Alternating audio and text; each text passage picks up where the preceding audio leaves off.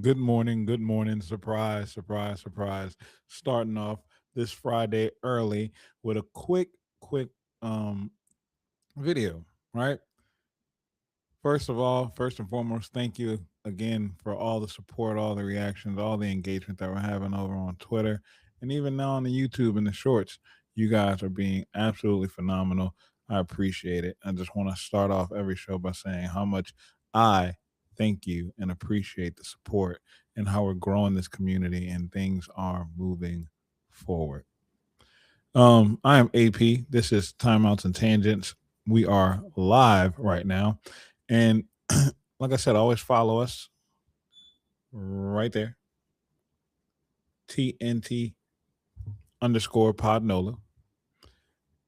Follow me on Twitter as well at AJP413. But let's get right into it. I want to talk about real quick the Miami versus Ole Miss game.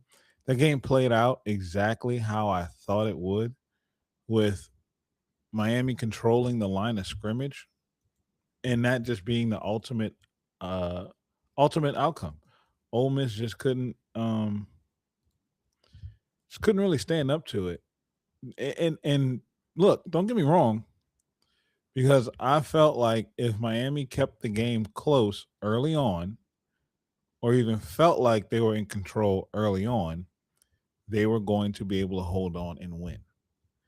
If they were able to suppress the Ole Miss offense, keep them out of their rhythm, prevent them from really getting into a flow and moving quickly, forcing three and outs, Ole Miss wasn't going to be able to pull this game out.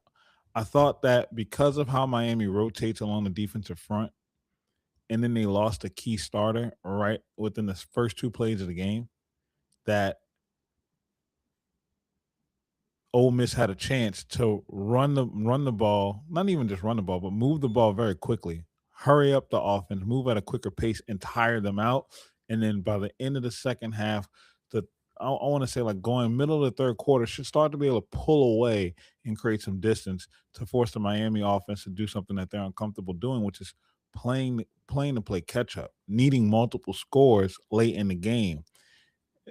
Miami doesn't want to get away from running the ball, because if you put the ball in Carson Beck's hands too much, then it wouldn't be able to it won't be able to work.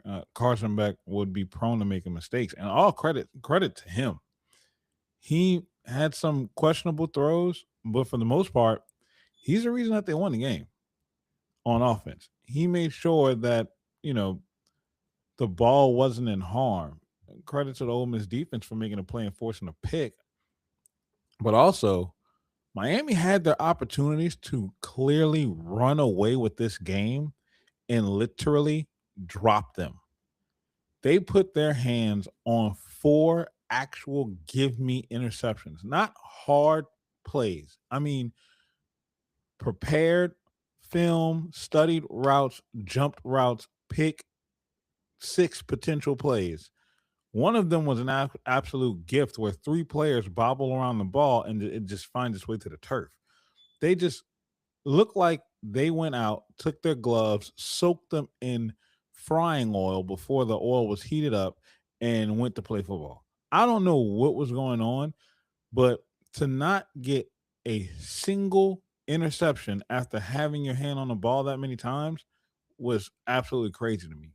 It left the door open for Ole Miss to keep the game as close as it was. And their kicker for Ole Miss, Carneros, the dude is nails. Now, it's funny because he ended up missing a kick, but he hit the upright almost in the exact same spot, two kicks in a row from over 50 yards. The dude is an absolute machine. He's a weapon, and he deserved to get the money that he got to stay at Ole Miss. My whole temperament going into the game was, if Miami could stop the run and hold Keywan Lacey to under 5 yards a carry, they should win the game going away. But they didn't. Keywan Lacey was the reason Keywan Lacey didn't have as big of a game as he should have. Now, he finished with 11 carries for 103 yards and over 9 yards a carry with a long of I think 75 yarder. But even with that, he hurt on that long run. He hurt, yeah, long of 73. He hurt his hamstring and it sidelined him for most of the first half. And you could tell coming back into the game that he wasn't really 100%. He was still running hard. The effort was definitely there. And the dude's a baller. He is a baller. And if he would have been able to get more opportunities to try to crack that Miami front down some more, Ole Miss probably pulls that game out. But don't get it twisted. Ole Miss had their opportunities. He just missed it. There were times in this game where Trinidad looked uncomfortable. He was rushed. Balls were kind of being thrown into bad spots. Poor decisions were being made, throwing the guys that were covered.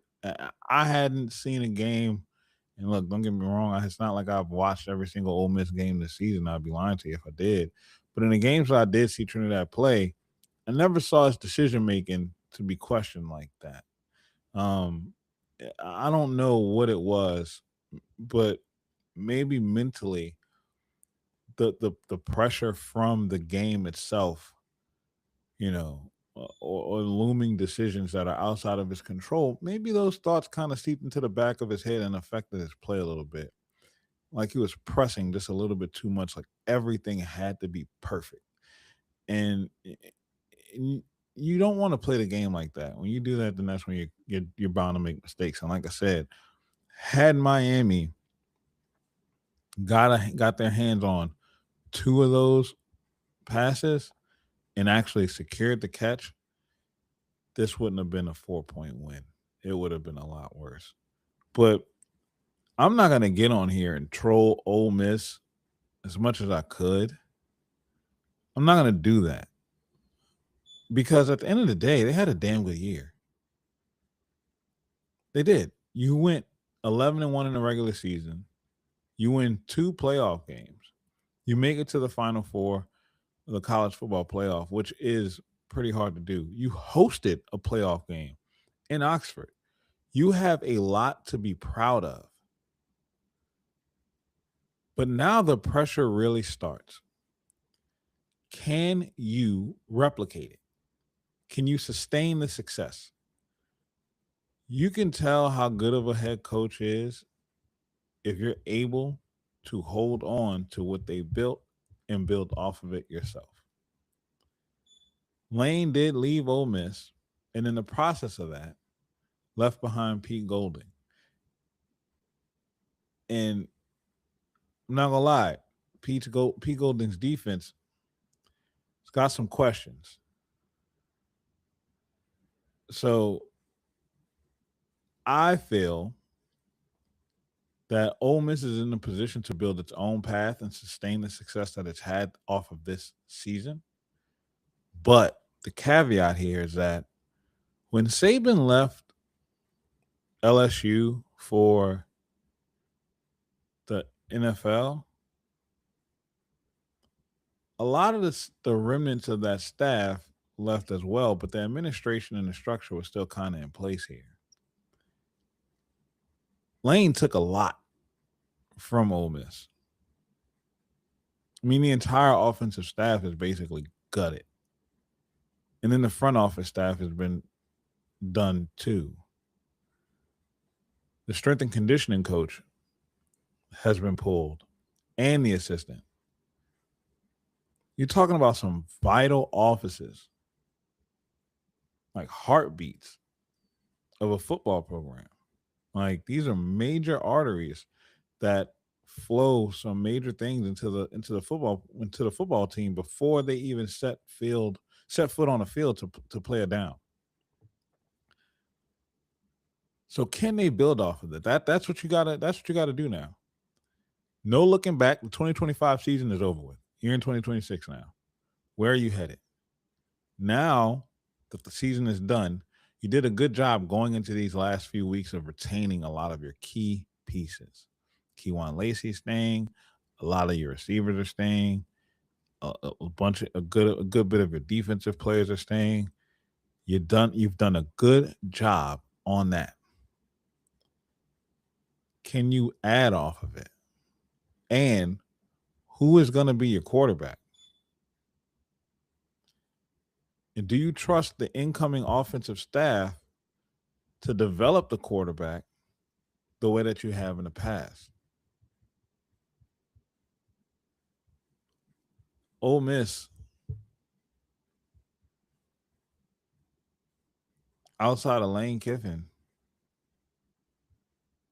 hasn't had a dominant quarterback since Bo Wallace, maybe. And I could be overlooking somebody, and I apologize if I do. But do you trust this staff to develop that quarterback? I don't know. Pete Golding is a defensive guy, and your defense these last few weeks, it's been a little questionable. Outside of Tulane, the last Power Five opponent you've held under 20 points was a piss poor LSU team who didn't score over 25 points until the last game.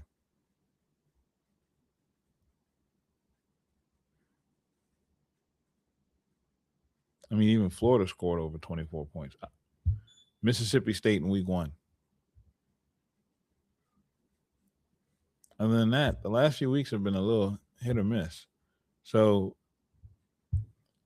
you got, I said Mississippi State week 1. Mississippi State was the last week. Week 1 was Georgia State. So excuse me for that. Oh, Georgia Southern. Look, you're gonna have a lot of questions. It's gonna be interesting to see how Pete handles this offseason and what his actual coaching standards are gonna be and how it's gonna be going forward. We'll see. But be proud. Be very proud of where your program is. You have a lot to be excited about. You have a lot to cheer for. And the future is what the future is. You don't know. So just know you got hope. I hope that, come September 19th, that the game actually means something, that there's something on the line. It's first SEC game for both teams. And you guys actually feel confident that not only can you just, be great, but that you'll be competing for the playoff again. But we'll see. Hats off to y'all. But to Miami, I don't know how you pick against them. It's going to be interesting to, and I said in the episode yesterday before the game that my betting head said Miami wins this game. My heart wanted Ole Miss to win because of Corey. That didn't happen, and how I thought the game was going to play out, it ended up playing out. Miami's offensive front is ridiculous. They took a lot of injuries, but I will say this: styles make fights. If Indiana wins against Oregon tonight, I don't know how Miami overcomes that team. That team is complete, as complete can get. And I don't know if Oregon can match up in the trenches with Miami. So it's gonna depend on how tonight's game plays out, which is gonna be interesting. And I'm gonna fire up another video later on in the afternoon to talk about the Indiana Oregon game before it kicks off. So, stay tuned for that. But let's talk about the other big news of the evening. But just before kickoff, Pete Thamel came out with a report stating that Damon Williams was leaning toward the return to Washington. And throughout the game, more news broke stating that he actually was going to go back to Washington. Shout out to Washington for getting a quarterback. Shout out to the Big Ten for standing up behind a contract and putting it in force. And it leads to a lot of speculation of how things were handled. Did LSU get their hands on the contract and look at it and say, yeah, we're not paying all of that in a buyout just to get you here and then paying you on top of it? Which, if they did, then shout out to LSU for being fiscally responsible. But where does that leave you in the search for a quarterback? You know, Washington taking back Damon Williams is great for them. A lot of fans over there are going to have to, do a lot of, you know, apologizing for being so harsh. And do I think that had Damon Williams came to LSU, would it have been a good fit? Yes.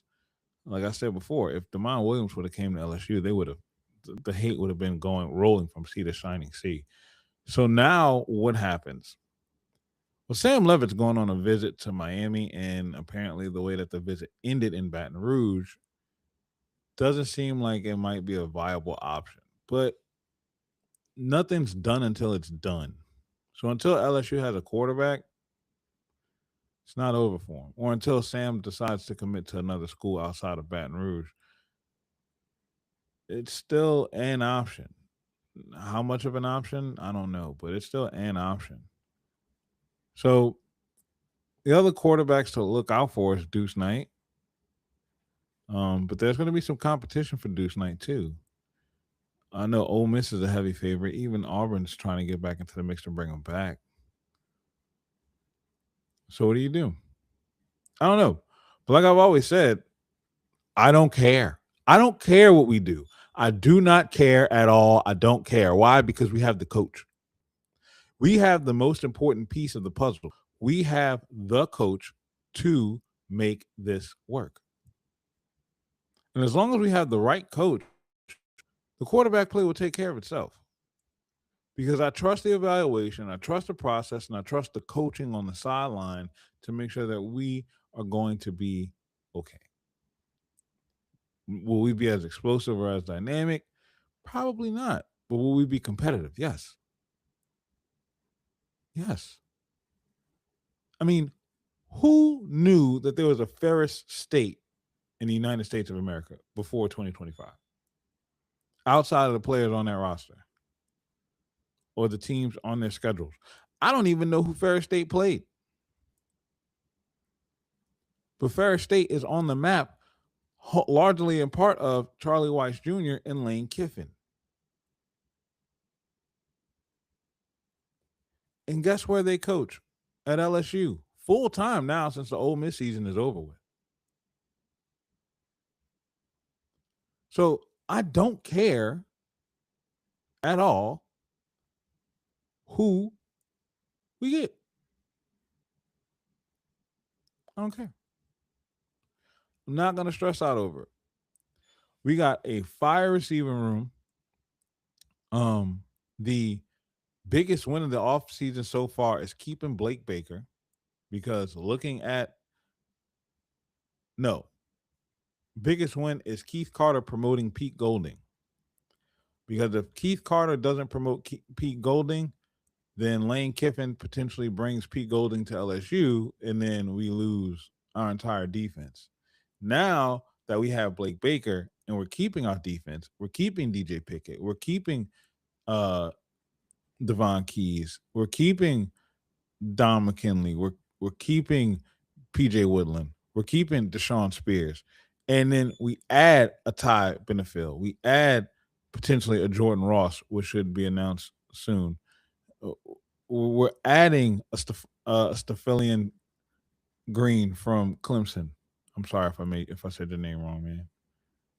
We're adding these top end defensive line and edge rushers to a defense that was already solid, really solid. And then you're still in play for guys like Chaz Coleman. So you pair that with the offense that you've seen putting up 30 points in every game since Washington State.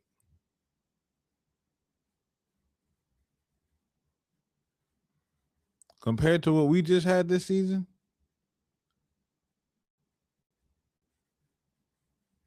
come on. That feels great. That feels amazing. So, heads up, chin up, Tiger fans. I know a lot of people are going to be trying to troll. Oh, LSU doesn't have any quarterbacks. LSU doesn't have that. We have Lane Kiffin. We have the one chess piece on the board 9 out of 10 teams wish they had. Every school in the SEC wishes they had Lane Kiffin outside of Georgia. Every school in the Big Ten outside of Indiana and maybe just in Oregon wish they had him. Every school in the Big 12 wish they had him. Every school in the ACC wishes they had him.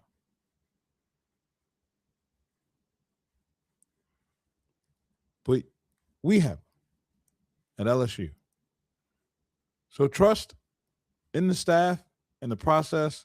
Trust that they're going to build a roster that's going to win. It's going to be competitive and go out there and be successful. And then we're going to have fun. So I'm going to wrap things up for now. I'm going to post these videos here shortly. And I'll see y'all later on this afternoon. It'll probably be in a couple hours. Other than that, it is your boy AP. This is Timeouts and Tangents, affectionately known as TAT. That's what me and my wife call it, at least. So follow us, like the video, share it, comment, come engage with us on Twitter, come engage on Facebook, and even putting some content out on TikTok too. We're trying to feed all the algorithms. Thank y'all so much. Y'all have a great morning. And remember, it's a good day to be a Tiger. Be the difference in the world that you want to see. Hold the door open for somebody. Say hello, smile, and say good morning. Y'all be great.